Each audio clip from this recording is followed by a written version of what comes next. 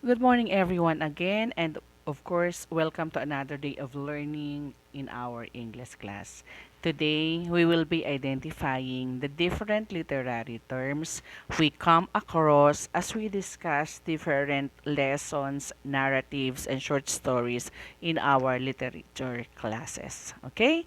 So, when we say of literary terms, this could also be the terms that we are using all throughout the year, not only in your grade level, but could also be used in different or higher grade level as we speak about our English classes. So the first term that we have to remember is character.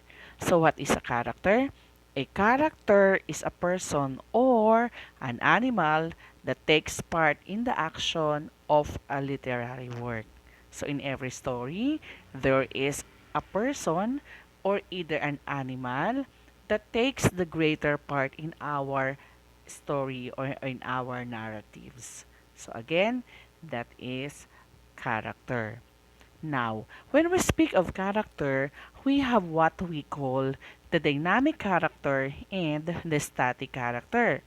So we say dynamic when a character that changes and grows throughout the story. So dynamic when a character changes and grows throughout the story.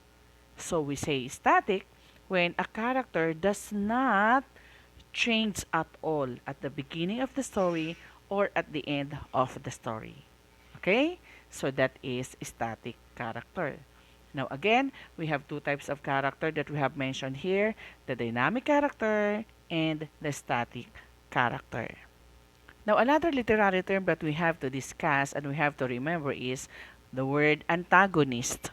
The antagonist is a character or force in conflict with main character, or she is known also as the villain character in every short story. We have also the word protagonist, which is the main character in every literary work. Another term that we have to remember in our literary studies, we have the word plot. Plot is the sequence of events, and the first event causes the second causes the third, and so forth. In most novels, dramas, short stories, and narrative poems, this plot involves both character and the central conflict. We have here the plot line. And so as you can see, we have the exposition, then moving to the rising action. But before the rising action, the conflict was introduced.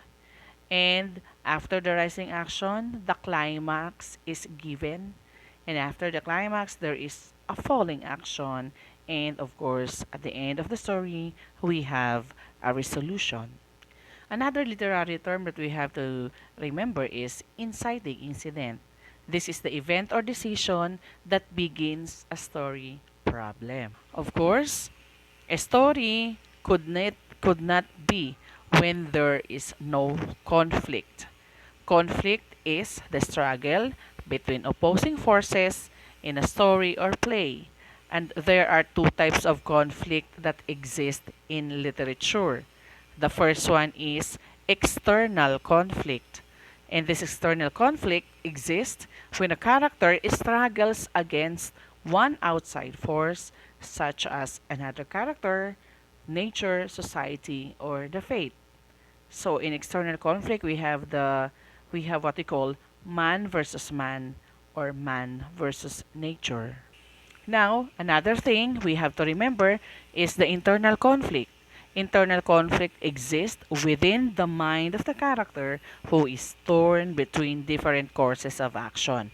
And this internal conflict is called man versus himself. Okay, another term is flashback.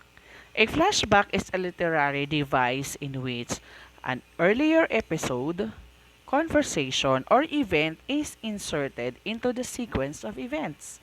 Often, flashbacks are presented as a memory of the narrator or another character. We have also this term, foreshadowing. Foreshadowing is the author's use of clues to hint of what might happen later in the story. Writers use foreshadowing to build their readers' expectations and to create suspense. This is used to help readers prepare for what is to come. Another thing that we have to remember in our literary lessons, literature lessons, point of view.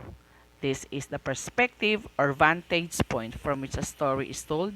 It is the relationship of the narrator to the story. And the first person is told by the character who is using the first person pronoun. And the third person is limited point of view. It is the view where the narrator uses the third person pronouns such as he, she, or that refers to any other character. We have the word setting.